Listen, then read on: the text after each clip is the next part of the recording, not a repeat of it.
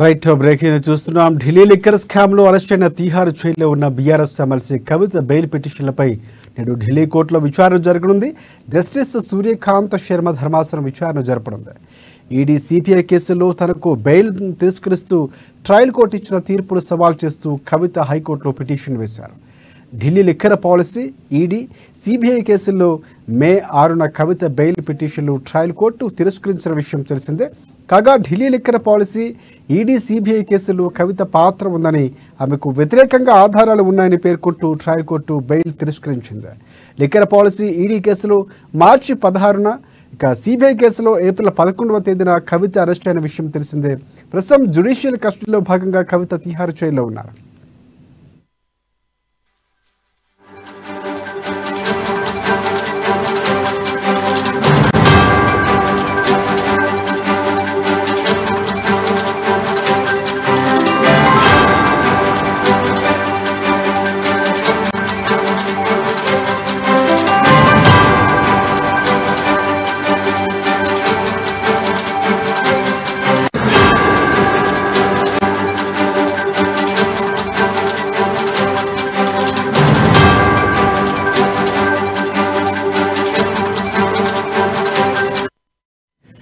Right breaking చూస్తున్నాం. Delhi liquor scam లో arrest అయిన తీహార్ జైల్లో ఉన్న బీఆర్ఎస్ ఎమ్మెల్సీ కవిత బెయిల్ పిటిషన్లపై నేడు ఢిల్లీ హైకోర్టులో విచారణ జరగనుంది.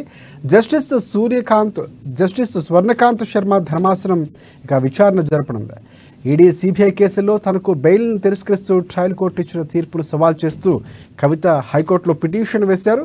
ఇక Delhi liquor policy, ED, CBI కేసుల్లో మే 6న కవిత బెయిల్ పిటిషన్లు ట్రయల్ కోర్టు తిరస్కరించిన విషయం తెలిసిందే. కాగా Delhi liquor policy, ED, CBI కేసుల్లో కవిత పాత్ర ఉందని, ఆమెకు వ్యతిరేకంగా ఆధారాలు ఉన్నాయని పేర్కొంటూ ట్రయల్ కోర్టు బెయిల్ తిరస్కరించింది. లిక్కర్ పాలసీ, ఈడీ కేసుల్లో మార్చి 16న, సిబిఐ కేసులో 11వ తేదీన ఏప్రిల్ కవిత అరెస్ట్ అయిన విషయం తెలిసిందే. ప్రస్తుతం జ్యుడిషియల్ కస్టడీలో భాగంగా కవిత తీహార్ జైల్లో ఉన్నారు. దీనికి సంబంధించి పూర్తి అప్డేట్స్ అందించేందుకు హైదరాబాద్ బ్యూరో ప్రణయ్ వర్మ మనకి లైవ్లో సిద్ధంగా ఉన్నారు. చెప్పండి ప్రణయ్, ప్రధానంగా చూసుకుంటే కవితకు సంబంధించి ఇంకా కేసు కొనసాగుతుంది, ఆమె తిరస్కరిస్తూనే ఉన్నారు బెయిల్. సో ఈరోజు ఎలాంటి తీర్పు వచ్చే అవకాశం కనిపిస్తుంది, పూర్తి అప్డేట్స్ ఏంటి? Thank you Rajasekhar. Delhi liquor scam కేసులో కవిత బెయిల్ పిటిషన్ పై నేడు విచారణ జరగబోతా ఉంది. విచారణ జరిగిన నేపథ్యంలో కూడా ఇప్పటికే ఈడీ, సిబిఐ కేసులో విచారణకు సంబంధించి బెయిల్ కోర్టు అనేక సందర్భాలలో కూడా కవిత దాఖలు చేసిన పిటిషన్స్ అనేక సందర్భాలు మనం చూసినాం. అయితే ఈ నేపథ్యంలో ప్రస్తుతం ఉన్నటువంటి సిచ్యువేషన్స్ లో కవిత బెయిల్ పిటిషన్ బెయిల్ వస్తుందా రాదా అన్నటువంటి చర్చ కూడా కొనసాగుతున్న సిచ్యువేషన్స్ కనబడుతా ఉన్నాయి. ట్రయల్ కోర్టులో ఇచ్చినటువంటి తీర్పును ఢిల్లీ సుప్రీం కోర్టులో సవాల్ చేస్తూ కవిత పిటిషన్ దాఖలు చేసిన నేపథ్యంలో కూడా మే 6న కవిత బెయిల్ పిటిషన్ తిరస్కరిస్తూ కూడా కోర్టు తీర్పునిచ్చింది. ఈడీ, సిబిఐ కేసులో కవిత పాత్ర ఉన్నట్టు కూడా బెయిల్ పిటిషన్ ను తిరస్కరిస్తూ ట్రయల్ బెంచ్ కోర్టులో ఈ నేపథ్యంలో కేసులో ఏదైతే లిక్కర్ స్కామ్ కేసులో ఏప్రిల్ 11న కవిత అరెస్ట్ అయిన ప్రస్తుతం జ్యుడిషియల్ కస్టడీలో తిహార్ జైల్లో ఉన్న విషయం మనందరికీ తెలిసిందే. అయితే ఢిల్లీ లిక్కర్ స్కామ్ లో అరెస్ట్ అయితే తిహార్ జైల్లో ఉన్నటువంటి బీఆర్ఎస్ ఎమ్మెల్సీ కవిత బెయిల్ పిటిషన్పై నేడు ఢిల్లీ హైకోర్టులో విచారణ జరగబోతా ఉంది. విచారణ జరగబోతున్నటువంటి నేపథ్యంలో కూడా ఈడీ, సిబిఐ కేసులకు తనకు బెయిల్ తిరస్కరిస్తూ ట్రయల్ కోర్టు ఇచ్చినటువంటి తీర్పును సవాల్ చేస్తూ కూడా కవిత బెయిల్ పిటిషన్ దాఖలు చేయడం జరిగింది.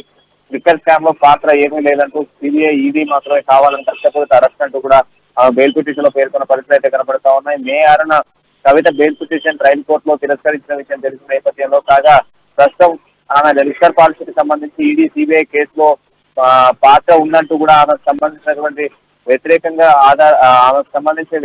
కూడా ఆధారాలు ఉన్నాయంటూ కూడా పూర్తి స్థాయిలో పేర్కొంటూ ట్రయల్ కోర్టు బెయిల్ తిరస్కరించింది. ఈ నేపథ్యంలో లిక్కర్ స్కామ్ పాలసీలో కవితకు సంబంధించినటువంటి మార్చి 16న సిబిఐ కేసులో, అదేవిధంగా మనం ఏప్రిల్ 11న కవితను అరెస్ట్ చేసి విచారించిన విషయం కూడా తెలిసింది. ప్రస్తుతం జ్యుడిషియల్ కస్టడీలో ఉన్నటువంటి భాగంగా తిహార్ జైల్లో ఉన్నటువంటి కవితకు సంబంధించి మరి ఈ రోజు ఢిల్లీ హైకోర్టు ఎటువంటి తీర్పు ఇవ్వబోతుంది అనేది కూడా కొంత ఆసక్తి నెలకొంది.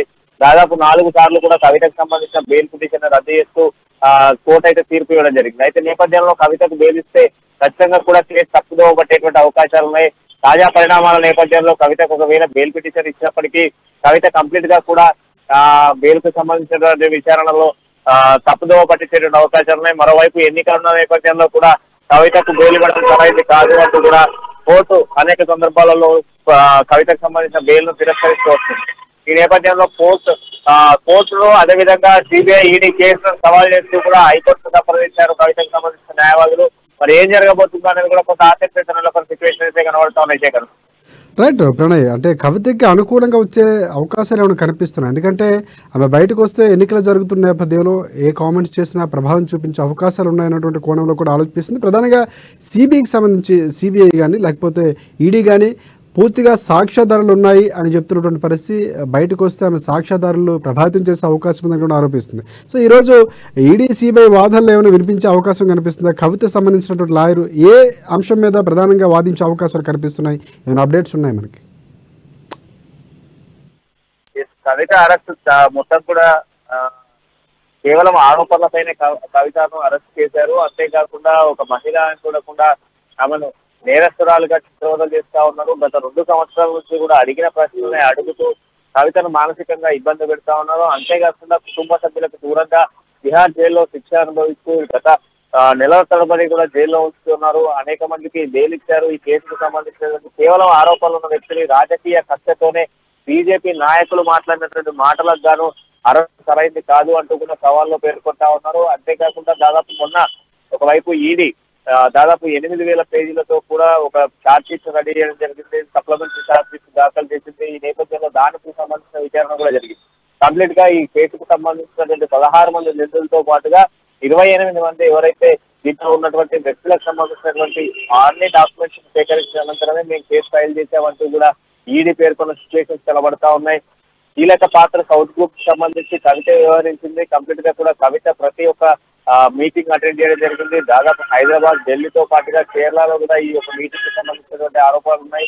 ఈ నేపథ్యంలో కవిత చేసినటువంటి కవిత కంప్లీట్ గా కూడా సౌత్ గ్రూప్ సంబంధించిన డీల్స్ చేయడం జరిగింది. ఆప్ నేతల దగ్గర దాదాపు 25 కోట్ల రూపాయలను ట్రాన్సాక్షన్స్ కూడా కవిత చేసింది. మిగతా 100 కోట్లకు సంబంధించినటువంటి మనీకి సంబంధించినటువంటి విషయాలు కూడా కవితకే తెలుసు. ఈ నేపథ్యంలోనే కవితకు బెయిల్ ఇవ్వద్దంటూ కూడా అనేక సందర్భాల్లో ఈడీ పేర్కొంది. మరోవైపు సాక్ష్యాలను ప్రభావితం చేయడంతో పాటుగా ఏదైతే ఉన్నటువంటి సాక్ష్యాలను తారుమారు చేసేందుకు కవిత ప్రయత్నించింది. దాదాపు లిక్కర్ స్కామ్ లో చాటింగ్ కావచ్చు, కాల్ రికార్డ్స్ అన్ని అరెస్ట్ చేసినట్టు కూడా సిబిఐ మరోవైపు కేసు ఫైల్ చేసిన సిచ్యువేషన్స్ ఉన్నాయి. వీటన్నిటికి సంబంధించినటువంటి వాదోపవాదాలు ఉన్నటువంటి నేపథ్యంలో కూడా రేపు కోర్టు తీర్పును ఏదైతే ఆమెకు సంబంధించినటువంటి బెయిల్ పిటిషన్ తిరస్కరించడం జరిగింది. మరి ఈ నేపథ్యంలో ఈ రోజు హైకోర్టు ఎటువంటి తీర్పు ఇవ్వబోతుందన్నది కూడా ఆసక్తి నెలకొన్న సిచ్యువేషన్ ఉన్నాయి. కవిత దాఖలు చేసినటువంటి పిటిషన్ ఇచ్చేటువంటి తీర్పు నేపథ్యంలో కూడా మరోవైపు సిబిఐ, ఈడీ కూడా వారికి సంబంధించిన న్యాయవాదులు హైకోర్టులో వారు కూడా కవితకు సంబంధించి ఏమేమి డాక్యుమెంట్స్ ఉన్నాయనేటువంటి వివరాలు వాళ్ళు కూడా అందించేటువంటి అవకాశాలు కనబడతా ఉన్నాయి. శేఖర్, రైట్ అంటే సింగిల్ బెంచ్కు సంబంధించి ఎవరెవరు ఉండే అవకాశం కనిపిస్తుంది? అంటే ఇటువైపు స్వర్ణలత శర్మ ఉన్నటువంటి పరిస్థితి కనిపిస్తుంది, దాంతోపాటు ఎవరు ఉండే అవకాశం కనిపిస్తుంది? ఎన్ని గంటలకు సింగిల్ బెంచ్కు విచారణకు రానుంది? ఏమైనా అప్డేట్స్ ఉన్నాయి ప్రణయ్?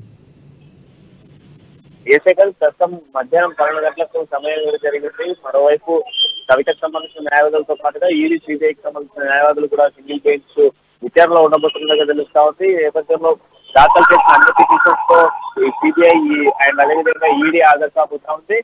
గతంలో ఎన్నిసార్లు బెయిల్ పిటిషన్ వేశామో ఆ బెయిల్ పిటిషన్ సంబంధించిన డేటాతో కవితకు సంబంధించినటువంటి న్యాయవాదులు కూడా ఈ సింగిల్ బెంచ్ కి సంబంధించినటువంటి సింగిల్ బెంచ్ రాబోతుందో తెలుస్తా ఉంది. మధ్యాహ్నం 12 నుంచి 1 గంటల మధ్య సంబంధించినటువంటి తీర్పు అయితే బయటకు రాబోతా ఉంది.